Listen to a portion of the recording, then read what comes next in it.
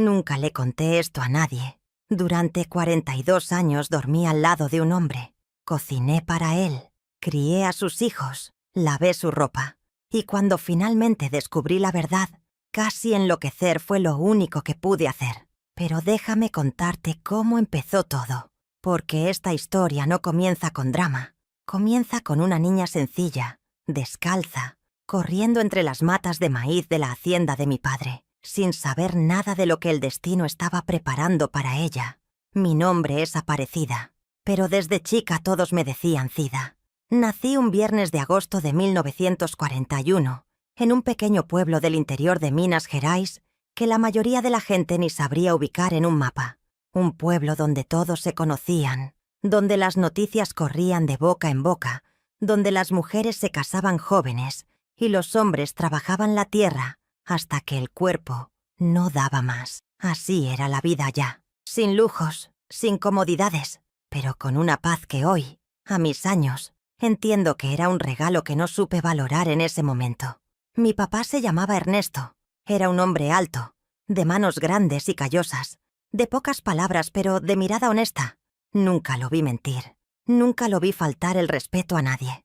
Era de esos hombres que uno encuentra muy poco en la vida, de los que cumplen su palabra aunque les cueste todo. Mi mamá se llamaba Florinda, aunque todos le decían Flori.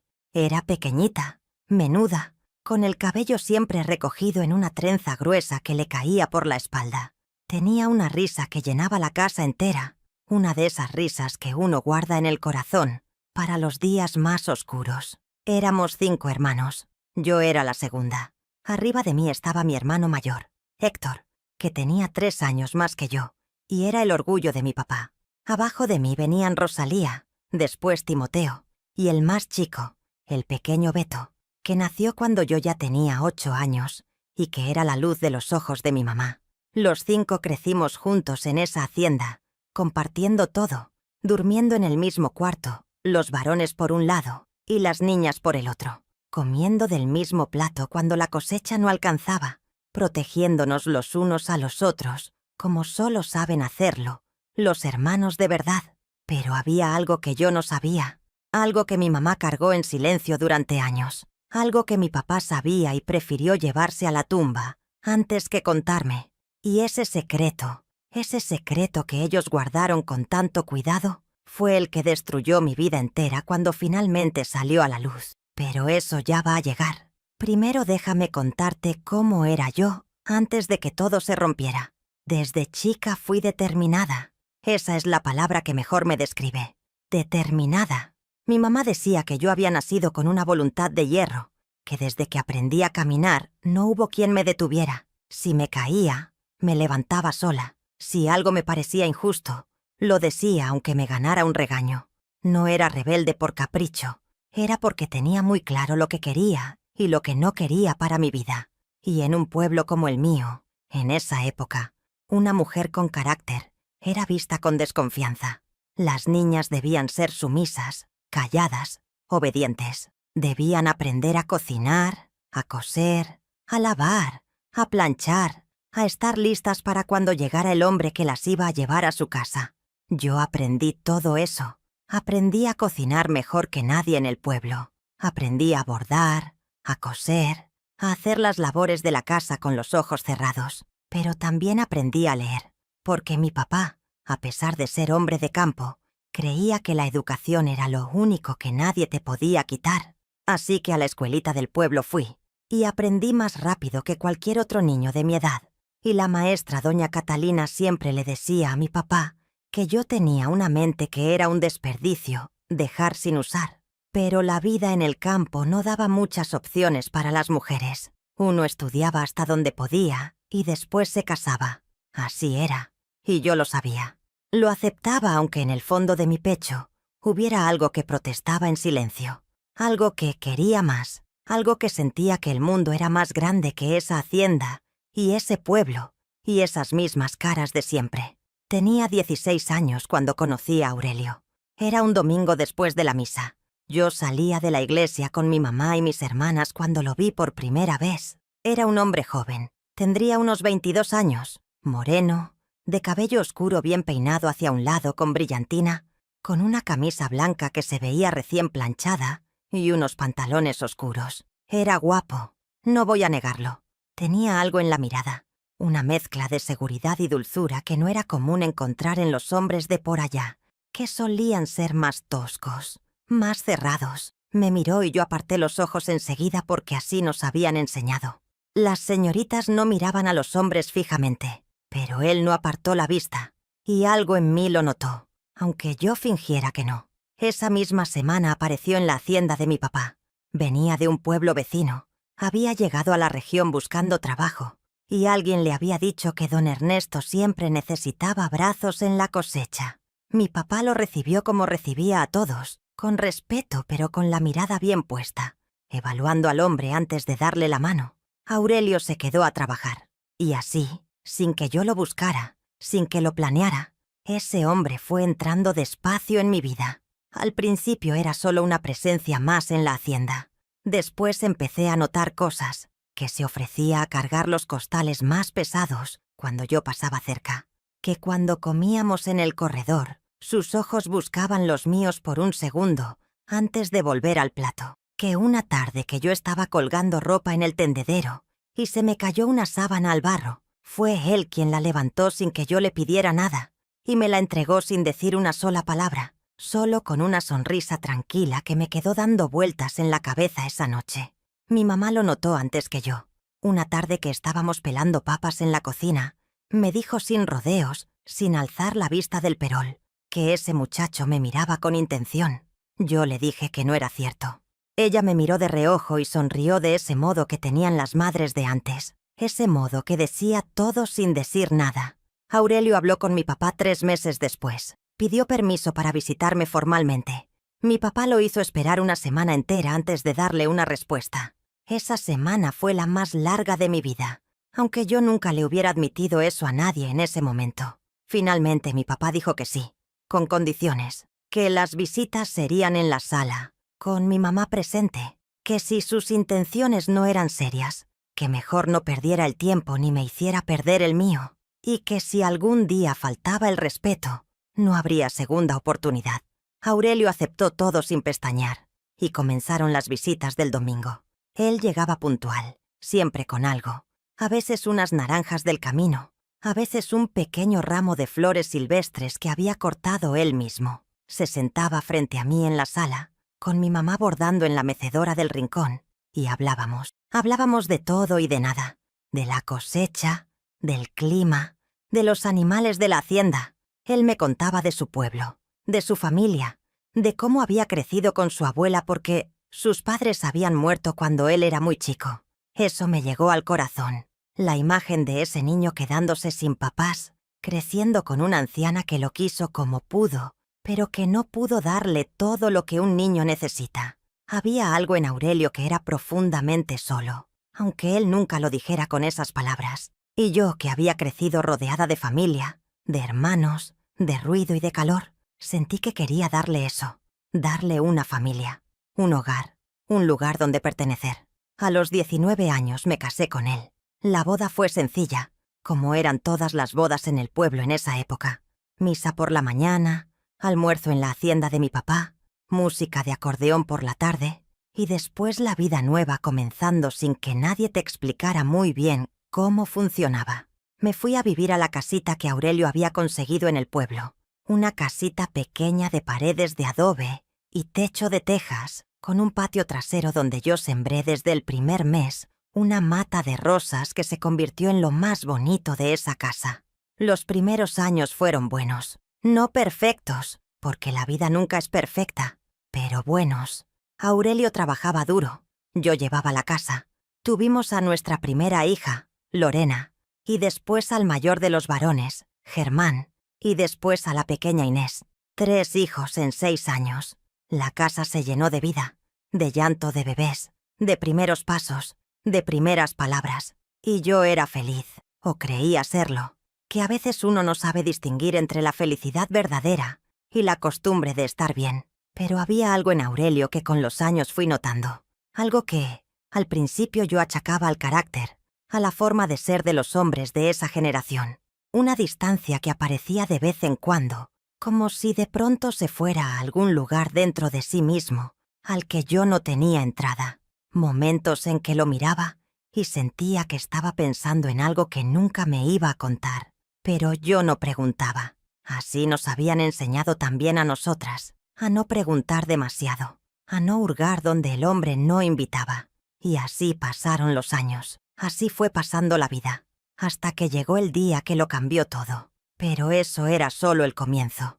Déjame contarte lo que pasó cuando mi mamá cayó enferma, porque fue ahí, en ese cuarto de hospital que olía a medicina y a vela encendida. Fue ahí donde empezó a desmoronarse todo lo que yo creía saber sobre mi propia vida. Fue ahí donde mi mamá, con la voz quebrada y los ojos cargados de un peso que yo nunca le había visto antes, comenzó a hablar y lo que dijo me arrancó el piso de abajo de los pies. Pero primero, necesito que entiendan cómo era yo en ese momento.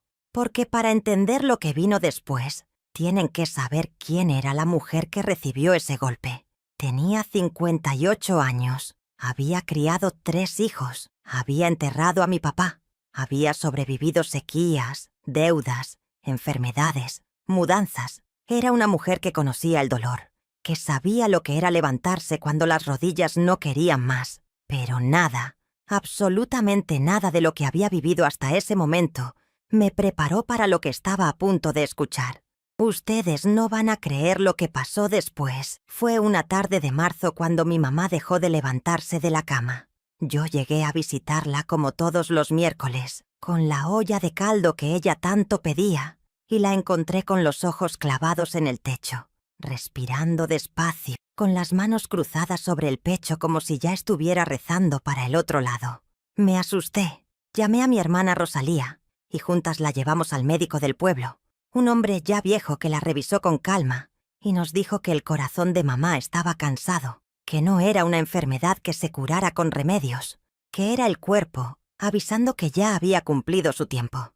Mi mamá tenía 74 años, había vivido una vida entera, había trabajado hasta el último día que pudo, había criado 5 hijos y enterrado a su marido y seguido de pie cuando cualquier otra mujer se hubiera dobrado. Pero el cuerpo tiene su propia sabiduría, y cuando decide que ya es suficiente, no hay voluntad humana que lo convenza de lo contrario.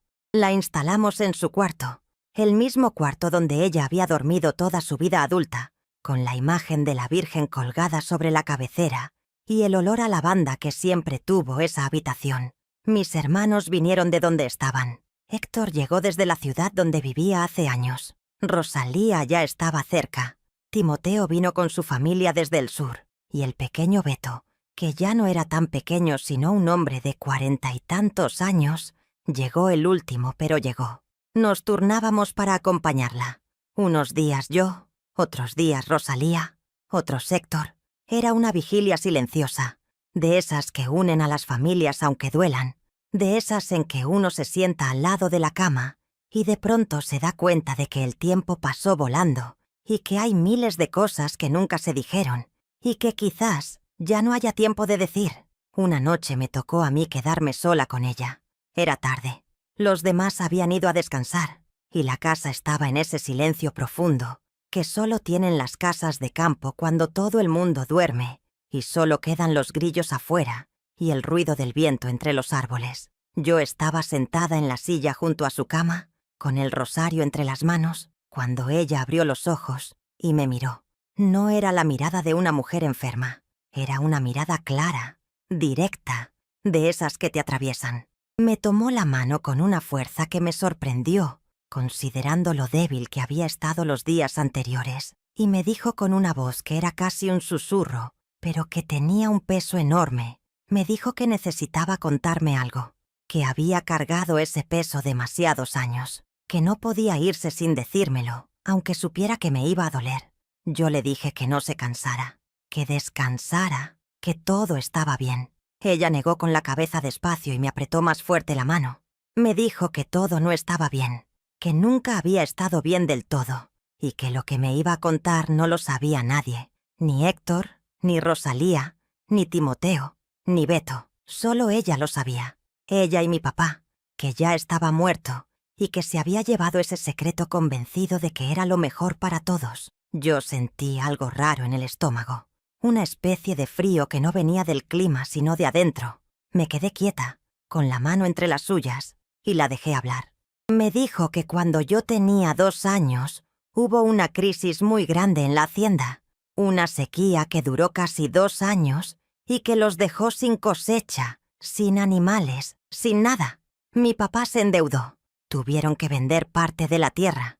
Hubo meses en que no había qué comer de verdad, en que los hijos se acostaban con el estómago vacío y ella se quedaba despierta en la oscuridad, rezando para que al día siguiente apareciera algo, lo que fuera. En medio de esa crisis, llegó a la hacienda vecina una familia, una pareja joven con un bebé recién nacido. Venían huyendo de una situación peor todavía en su pueblo de origen, una de esas historias de violencia y pérdida que eran comunes en esa época en ciertas regiones. El hombre se llamaba Isidro y la mujer se llamaba Consuelo. Eran buenos, decentes, trabajadores. Mi papá los recibió porque así era él, porque nunca le cerró la puerta a quien necesitara ayuda, aunque él mismo estuviera en apuros. Estuvieron un tiempo. El bebé era varón, un niño de apenas 3 meses, de ojos grandes y oscuros, muy callado.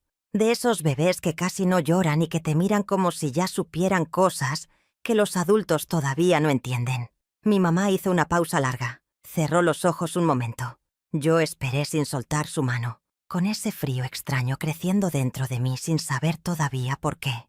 Entonces me dijo que una noche, sin aviso, sin explicación, Isidro y Consuelo desaparecieron. Se fueron antes del amanecer sin decirle nada a nadie, sin despedirse, sin llevarse casi nada de lo poco que tenían, y dejaron al bebé. Lo dejaron envuelto en una manta sobre la mesa de la cocina, con una nota escrita a mano, que decía que no podían cuidarlo, que estaban en peligro, que por favor alguien lo criara como si fuera propio, que se llamaba Leandro. Mi mamá me miró a los ojos cuando dijo ese nombre, y en ese momento, sin que ella dijera nada más, sin que terminara la historia, algo dentro de mí empezó a moverse, como cuando uno siente que el suelo no es tan sólido como parecía, como cuando uno mira algo que ha visto 1000 veces y de pronto lo ve de otra manera y ya no puede volver a verlo como antes. Ella siguió hablando.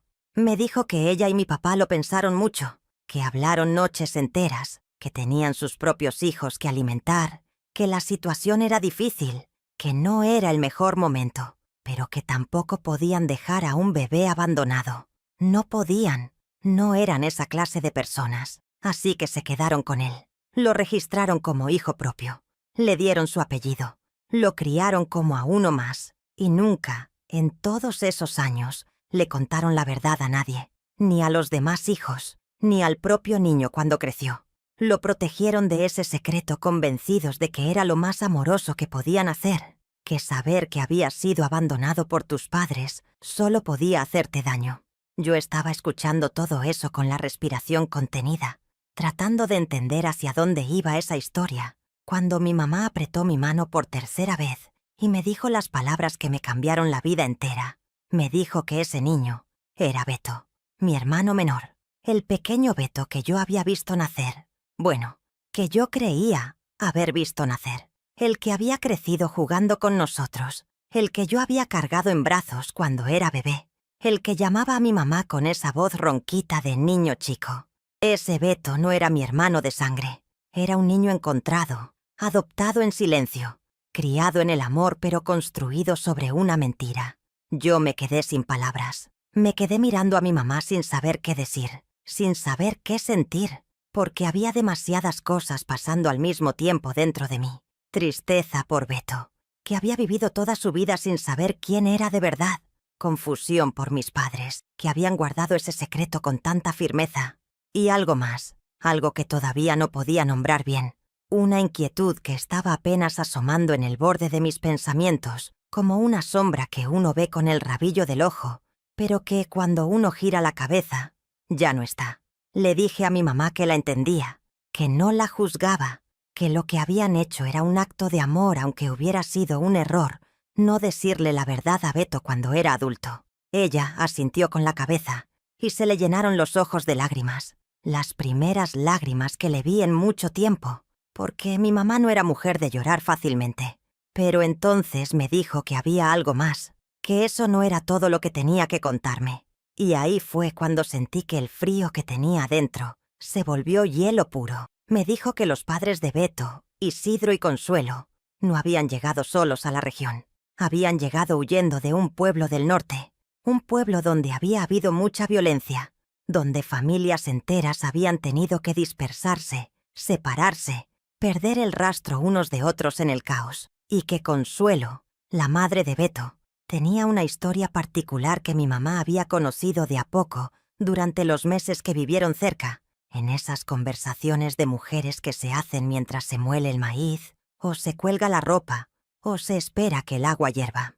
Consuelo le había contado que ella misma había perdido a un hijo años antes, un niño mayor, un varón de unos 3 años, que se había extraviado durante una de las huidas, en medio de la confusión y el miedo, que lo habían buscado desesperadamente pero que nunca lo encontraron, que cargar con esa pérdida era lo más pesado que había llevado en la vida, más pesado incluso que la pobreza y el miedo y el desarraigo. Mi mamá paró de hablar un momento, tomó aire despacio, y yo esperé, completamente quieta, sin respirar casi, porque algo en mí ya sabía que lo que venía iba a ser el golpe más fuerte, aunque todavía no podía ver la forma exacta de ese golpe, aunque todavía mi mente se negaba a ir a armar el rompecabezas completo.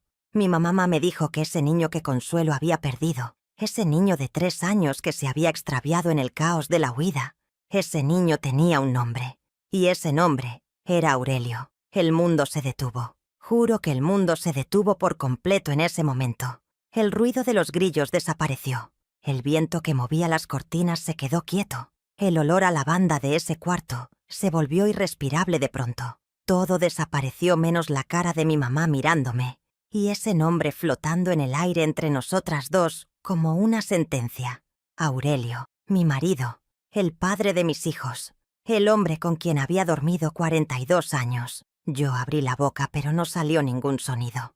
Me levanté de la silla sin darme cuenta, como si el cuerpo reaccionara solo antes que la mente pudiera procesar nada. Me puse una mano en el pecho porque sentí que el corazón me iba a salir de adentro. Me volví a sentar, me volví a parar. Mi mamá me dijo que no lo sabía con certeza, que era una posibilidad, que los nombres coincidían, que la edad coincidía, que la región de origen coincidía, pero que en esa época no había forma de confirmar nada con seguridad, que ella y mi papá lo habían hablado una vez, solo una vez, y habían decidido no decir nada porque no había pruebas, porque arruinar un matrimonio y una familia basándose en una coincidencia les parecía un pecado mayor que guardar silencio, pero que ella no había podido morirse sin decírmelo, que yo tenía derecho a saber, que lo que yo hiciera con esa información era mi decisión y solo mía. Esa noche no dormí. Me quedé sentada en esa silla hasta que amaneció, con la mano de mi mamá entre las mías, escuchando su respiración lenta y mirando la oscuridad del cuarto sin ver nada, pensando, recordando, tratando de encontrar en mis recuerdos alguna señal, algún indicio, algo que me dijera que eso era imposible, o que por el contrario confirmara lo que mi corazón aterrorizado ya estaba empezando a sospechar. Y los recuerdos empezaron a llegar. Recordé algo que Aurelio me había contado muchos años atrás, al inicio de nuestro noviazgo, cuando todavía nos estábamos conociendo en esas visitas del domingo en la sala de mi mamá.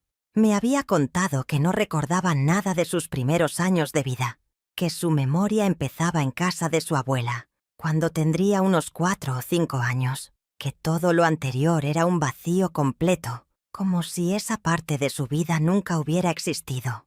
Yo en ese momento pensé que era normal, que muchos niños no recuerdan los primeros años, pero ahora ese vacío tenía otra dimensión. Ahora ese vacío tenía la forma exacta de un niño de 3 años que se había perdido en el caos y que alguien más había recogido y criado con otro nombre en otra región. Recordé también el color de sus ojos. Aurelio tenía unos ojos de un color particular, verde oscuro con motas doradas, que en el pueblo siempre llamaron la atención porque no era un color común en la región. Y Beto, mi hermano, el que yo creía mi hermano, tenía exactamente esos mismos ojos. Yo siempre lo había visto como una coincidencia graciosa de la naturaleza. Nunca había pensado más allá de eso. Hasta esa noche, sentada en el cuarto de mi mamá con el amanecer llegando despacio por la ventana, me di cuenta de que toda mi vida había sido construida sobre una verdad que nadie me había contado, y que ahora esa verdad estaba ahí, delante de mí, enorme e imposible de ignorar, esperando que yo decidiera qué hacer con ella. Pero yo no era una mujer que se paralizara. Nunca lo había sido. Desde chica había aprendido que cuando la vida te golpea, tienes dos opciones. Te quedas en el piso o te levantas y averiguas exactamente qué fue lo que te pegó para que no te vuelva a agarrar por sorpresa.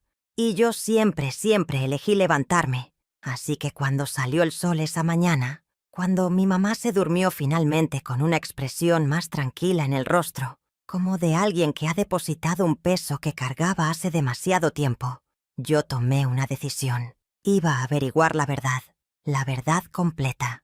No la versión que mi mamá tenía, que era incompleta y llena de suposiciones. No la versión que mi papá se había llevado a la tumba. La verdad real, documentada, sin espacios vacíos, y no iba a descansar hasta encontrarla.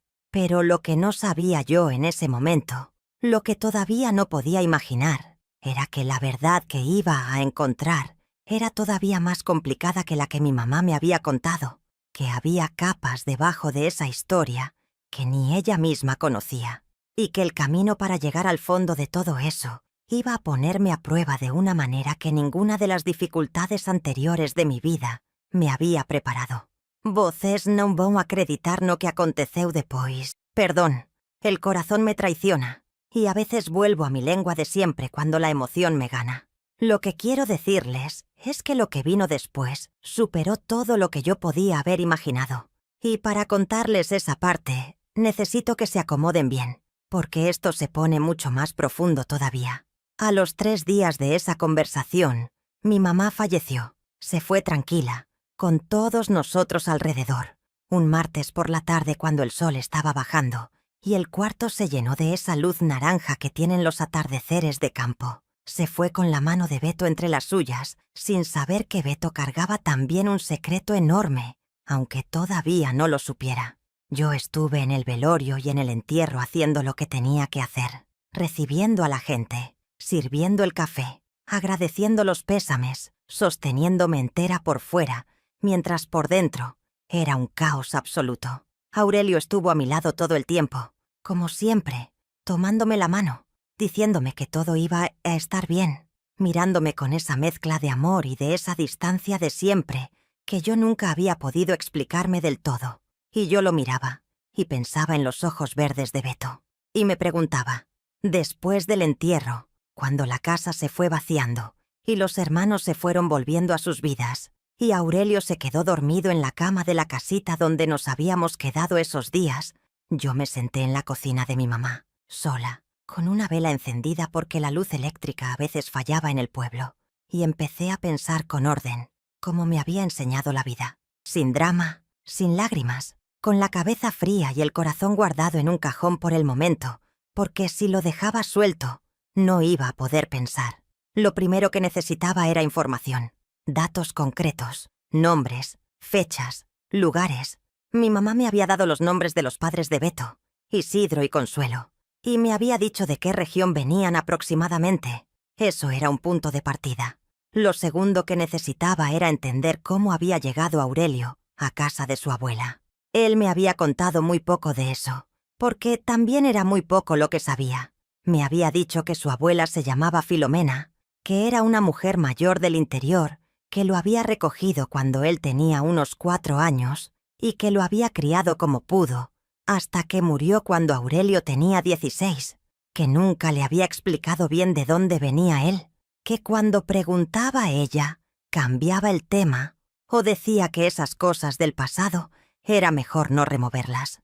Otra mujer que había guardado un secreto, otro silencio que había durado décadas. Lo tercero, y esto era lo más delicado, lo más difícil, lo que me quitaba el sueño solo de pensarlo, era que necesitaba averiguar todo eso sin decirle nada a Aurelio todavía. porque si le decía lo que mi mamá me había contado, antes de tener algo concreto, algo verificable, iba a destruir a un hombre, basándome en una historia de coincidencias que quizás no significaran nada. Y si resultaba ser cierto, si resultaba que Aurelio era ese niño perdido, el hijo de Consuelo, el hermano de Beto, entonces lo que teníamos que enfrentar era tan enorme que necesitaba ir con la verdad completa en la mano, no con dudas. Así que empecé a investigar en silencio. No era fácil investigar en esa época. No había registros digitales, no había bases de datos, no había manera de buscar a una persona con solo poner su nombre en algún lado y esperar que apareciera la información. Todo era presencial, todo era de persona a persona. Todo era viajar y preguntar y encontrar al anciano que recordaba, a la mujer que había conocido a aquella familia, al cura de alguna parroquia que guardaba registros bautismales en libros viejos y polvorientos. Pero yo era determinada, y tenía tiempo, y tenía una razón. Le dije a Aurelio que iba a quedarme unos días más en el pueblo de mi mamá para ordenar sus cosas, que era algo que necesitaba hacer yo misma, que era un proceso que me iba a tomar tiempo. Él entendió.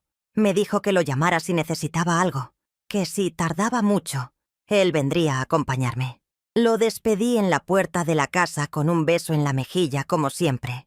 Lo vi alejarse por el camino de tierra, y me quedé parada en esa puerta mirando cómo se hacía pequeño en la distancia, preguntándome si ese hombre que se alejaba era quien yo creía que era, o si toda mi vida había sido una historia que nadie me había contado correctamente. La primera pista real la encontré 2 semanas después. Fui a hablar con una mujer anciana del pueblo, doña Petronila, que tenía más de 80 años y que era de esas personas que guardan la historia de un lugar en la cabeza, como si fuera una biblioteca viviente. Le dije que estaba buscando información sobre una pareja que había pasado por la región hace muchos años, que se llamaban Isidro y Consuelo. Le di los detalles que mi mamá me había dado. Doña Petronila me miró un momento con esos ojos pequeños y perspicaces que tenía. Me ofreció una taza de café que yo acepté, aunque tenía el estómago cerrado, y después de pensar un buen rato, me dijo que sí, que ella recordaba a esa pareja, que habían pasado por el pueblo hace muchos años, en tiempos de mucha agitación, y que venían de una región del norte que había sido golpeada muy fuerte por los conflictos de esa época, que eran gente buena, que se veía a las claras, y que venían con 2 niños, no con uno, con 2. Me quedé helada. Le pregunté que cómo era eso, que 2 niños. Mi mamá me había hablado de un solo bebé, el que había dejado en la hacienda, el que se convirtió en Beto. Doña Petronila asintió despacio, y me dijo que sí, que cuando ella los vio pasar, tenían un bebé en brazos y un niño chico que caminaba al lado, de unos 2 o 3 años, un niño de ojos muy claros que llamaba la atención, que después supo que esa familia había tenido que separarse de ese niño mayor en algún momento del camino, que algo había pasado, que no sabía exactamente qué, porque esas cosas en esa época se sabían a medias y de lejos. Salí de la casa de doña Petronila con las piernas temblando. 2 niños. Habían tenido 2 niños. El bebé se había convertido en Beto. Y el niño mayor, el de los ojos claros, el que se había perdido en el camino, ese era el que buscaba. Ese era el que podía ser Aurelio. Pero todavía era una posibilidad. Todavía no era una certeza. Necesitaba más. Escribí cartas. Escribí a parroquias de la región norte de la que doña Petronila me había hablado. Pregunté por registros de bautismo, por familias con esos nombres, por cualquier rastro que pudiera seguir. Tardé semanas en recibir respuestas. Algunas cartas nunca volvieron. Otras llegaron diciendo que los registros de esa época se habían perdido, que ha habido inundaciones, que los archivos eran incompletos. Pero una carta llegó diferente. Era de un cura de una parroquia pequeña, de una ciudad del norte. Me decía que sí, que en sus registros aparecía el bautismo de un niño llamado Leandro, hijo de Isidro y Consuelo, con fecha que correspondía exactamente a la edad de Beto, y que también aparecía el bautismo de un niño mayor, de 2 años, que se llamaba en ese registro con un nombre que yo nunca hubiera esperado ver. Aurelio Isidro. Aurelio, hijo de los mismos padres, hermano mayor de Beto. Tuve que sentarme en el piso del cuarto donde estaba, porque las piernas dejaron de funcionar completamente. Me quedé ahí, en el piso de tierra fría, con la carta en las manos, leyendo y releyendo esas líneas como si las palabras pudieran cambiar si las miraba suficientes veces. Aurelio Isidro, hijo de Isidro y Consuelo, mi marido, el hermano perdido de Beto. Y si Beto era mi hermano adoptivo y Aurelio era el hermano biológico de Beto, entonces, lo que eso significaba para mí, para nuestro matrimonio, para nuestros hijos, era algo tan enorme que mi mente simplemente se negó a procesarlo completo, de una sola vez. Lo procesé en pedazos, como cuando uno recibe un golpe muy fuerte y el cuerpo lo divide en partes pequeñas para que sea soportable. Lloré en ese piso. Lloré como no había llorado en años. Lloré por mí, por Aurelio, por Beto, por mis hijos que no sabían nada, por mis padres que habían creído que el silencio era una forma de amor. Lloré por todo el tiempo que no podía recuperarse, por los 42 años que no podían deshacerse. Pero después de llorar, me limpié la cara. Me levanté del piso, me senté en la silla y puse la carta sobre la mesa, y la miré durante mucho tiempo. Y empecé a pensar en lo que tenía que hacer ahora, porque saber la verdad era solo el principio. Lo más difícil todavía estaba por venir. Tenía que decidir qué hacer con esa verdad. Tenía que decidir a quién decírsela y cómo y cuándo. Tenía que pensar en mis hijos, en Beto, en Aurelio, en mí. Y tenía que hacerlo sola, porque no había nadie más en el mundo que pudiera acompañarme en esa decisión. Era mi carga, era mi verdad, era mi vida la que estaba en el centro de todo ese enredo que otros habían tejido antes de que yo pudiera elegir nada. Pero yo era Cida, y Cida no se quebraba. Achei que tiña acabado, mas no había acabado, porque cuando finalmente llegué a casa, cuando finalmente me senté frente a Aurelio, en esa cocina que había sido nuestra durante décadas, cuando abrí la boca para empezar a decirle lo que había descubierto, fue él quien habló primero. Y lo que me dijo me dejó completamente sin palabras. Me dijo que necesitaba contarme algo, que hacía semanas que quería hacerlo, y no había podido. Que en los días del velorio de mi mamá, mientras yo atendía a la gente y recibía los pésames, él se había puesto a hablar con Beto, y que en esa conversación, sin buscarlo, sin planearlo, habían descubierto algo. Me dijo que Beto y él tenían exactamente la misma marca de nacimiento, una mancha pequeña, irregular, de un color entre café y rojo, exactamente en el mismo lugar, debajo de la oreja izquierda, y que cuando Beto se la mostró, Aurelio sintió algo que no podía explicar. Una memoria que no era un recuerdo completo, sino una sensación, el olor a leña, una voz de mujer cantando, una mano grande que lo cargaba, imágenes sin orden, sin contexto, de una vida que era anterior a la que él recordaba. Me miró a los ojos y me dijo que sentía que Beto era su hermano, que no podía explicarlo con lógica, que era algo que sentía en el cuerpo, en el pecho, con una certeza que no necesitaba explicación racional. Y ahí fue cuando yo abrí la cartera y saqué la carta del cura, y se la puse enfrente. El silencio que siguió fue el más largo de mi vida. Aurelio la leyó una vez, la leyó 2 veces, la puso sobre la mesa, y se quedó mirándola sin decir nada. Después levantó los ojos hacia mí, y vi algo en su cara que nunca le había visto antes. No era solo dolor, era algo más profundo que el dolor. Era el vértigo de que el piso entero de tu existencia se mueve de repente, y uno no sabe dónde va a quedar parado cuando deje de moverse. Me preguntó en voz muy baja si yo lo había sabido antes de casarme con él. Le dije que no. Le dije que no, con toda la firmeza que tenía, mirándolo directamente a los ojos, que nadie lo había sabido entonces, que fue mi mamá al final de su vida la que me había abierto la puerta de esa historia, y que el resto lo había encontrado yo sola. Él asintió despacio, y después hizo algo que no esperaba. Se paró de la silla, rodeó la mesa, se arrodilló frente a mí, tomó mis 2 manos entre las suyas y apoyó la frente sobre ellas. Y se quedó así, sin decir nada, temblando apenas, mientras yo ponía la mano en su cabeza como si fuera un niño perdido que finalmente hubiera llegado a casa, porque en cierta forma Eso era exactamente lo que era. Un niño perdido que había llegado a casa por el camino más impensado del mundo. Lo que vino después fue largo y difícil y doloroso, de maneras que no se pueden explicar del todo con palabras. Tuvimos que hablar con Beto. Esa fue la conversación más dura de todas. Ver la cara de ese hombre que yo había criado creyendo ser mi hermano menor, mientras le decíamos que no éramos hermanos de sangre, pero que él tenía un hermano de verdad, que había vivido a su lado sin saberlo. Ver cómo se desmoronaba y se reconstruía al mismo tiempo.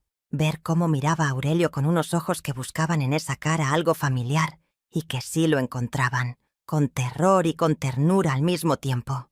Tuvimos que hablar con nuestros hijos. Esa también fue una conversación que me costó semanas prepararme para darla.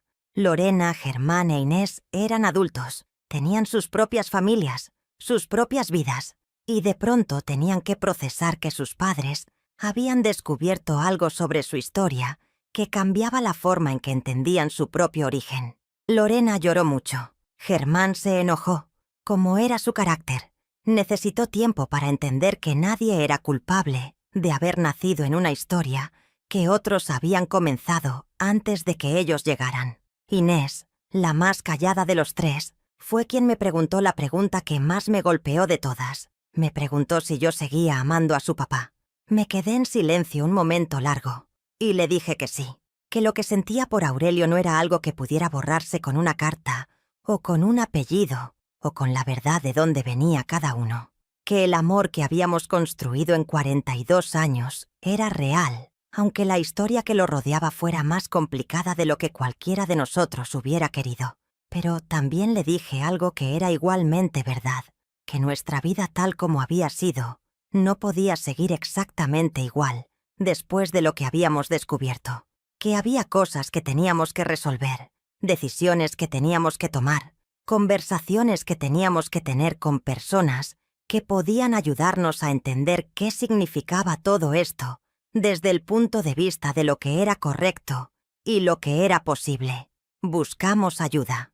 Un médico, un hombre de mucho conocimiento al que llegamos por recomendación, nos explicó con paciencia y con respeto que lo que habíamos descubierto era un caso de lo que se llama endogamia no conocida, que ocurría en esas épocas con más frecuencia de lo que la gente creía precisamente porque los registros eran deficientes y las familias se dispersaban y los niños se perdían y el mundo era más pequeño y más enredado de lo que parecía, que nuestros hijos no tenían afectaciones visibles, que habían crecido sanos, que la probabilidad de que eso cambiara era baja, aunque no podía decir que era cero, que lo más importante ahora era cómo nosotros, como pareja, como familia, decidíamos seguir adelante. Esa pregunta me la hice muchas noches, muchas madrugadas en que Aurelio dormía a mi lado y yo me quedaba con los ojos abiertos en el techo, preguntándome qué era lo correcto, qué hacía una mujer en esa situación, qué decía la vida, qué decía el corazón, qué decían los 58 años que yo tenía y la experiencia de todo lo que había vivido. Hubo momentos en que pensé que lo más sensato era separarse, que la revelación era demasiado grande para ignorarla, que no podíamos simplemente seguir como si nada.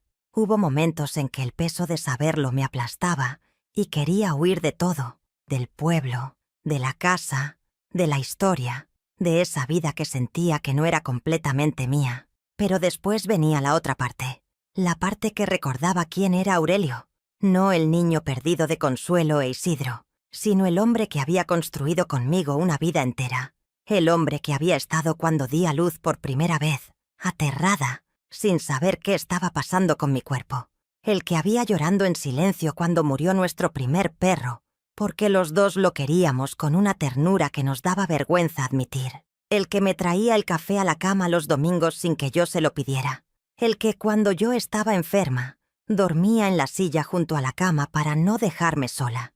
Ese hombre no era una mentira, ese hombre era real, esa historia compartida era real, y ningún secreto del pasado, ninguna verdad por dura que fuera, podía borrar 42 años de vida vivida juntos. Tomamos una decisión juntos. No fue fácil, no fue rápida. Fue una decisión que construimos hablando, discutiendo, llorando, callándonos, volviendo a empezar.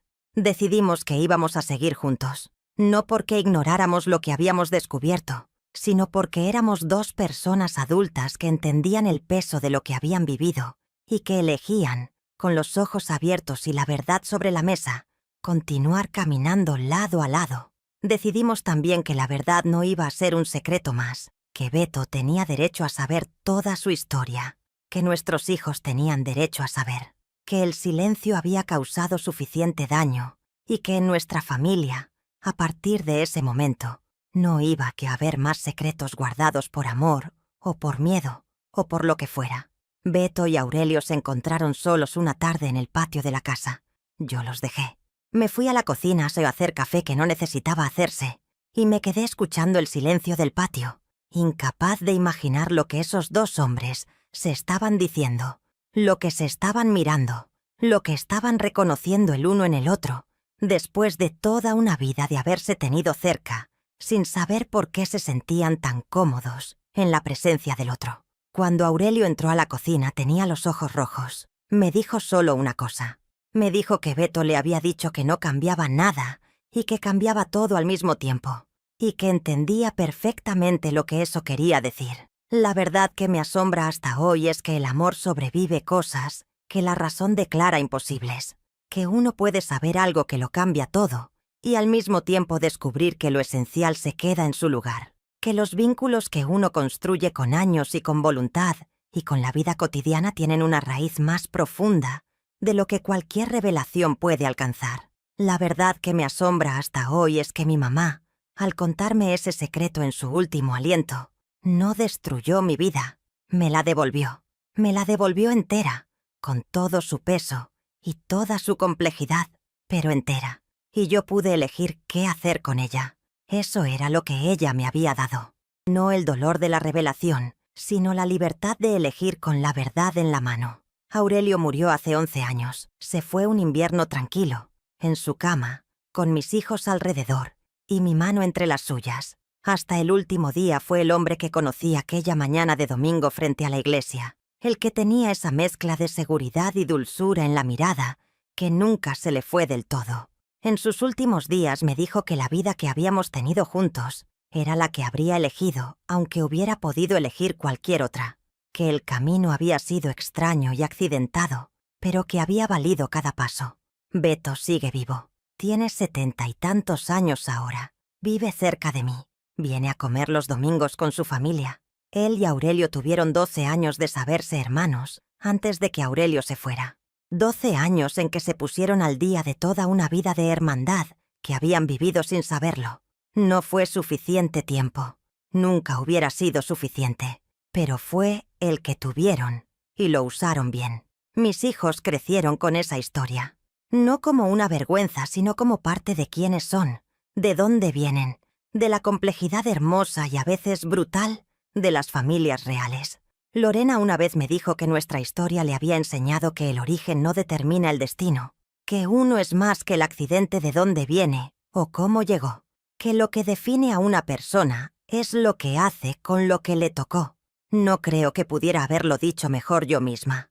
A mí me preguntan a veces cómo hice, cómo pude seguir después de descubrir algo así, cómo encontré la fuerza para no derrumbarme, para investigar, para enfrentar la verdad, para tomar decisiones tan difíciles con tanta calma. Y yo siempre digo lo mismo, que no tuve calma, que por dentro había un terremoto que duró meses, que hubo días en que no quise levantarme de la cama y días en que quise gritar hasta que no me quedara voz, que la determinación no es la ausencia del miedo o del dolor. La determinación es moverse de todas formas, es poner un pie delante del otro aunque el suelo tiemble. Es elegir la verdad aunque duela más que la mentira cómoda. Eso es lo que aprendí de todo esto, que la verdad, por más que duela al llegar, siempre pesa menos que el secreto, que el silencio que protege también encadena, y que nunca es demasiado tarde para conocer la historia real de la propia vida y decidir, con esa historia en la mano, quién uno quiere ser a partir de ese momento. Me cuenta en los comentarios. ¿Ustedes qué habrían hecho en mi lugar? ¿Habrían seguido adelante o habrían tomado otro camino? ¿Team Cida, que eligió quedarse y construir sobre la verdad? ¿O Team Nuevo Comienzo, que hubiera elegido separarse y empezar desde cero? No hay respuesta correcta, solo hay la que cada quien puede vivir con ella. Y la lección más grande que me deja toda esta historia, la que les pido que se lleven con ustedes hoy, es esta: cuiden a los suyos mientras los tienen. Digan las verdades que necesitan decirse antes de que sea demasiado tarde.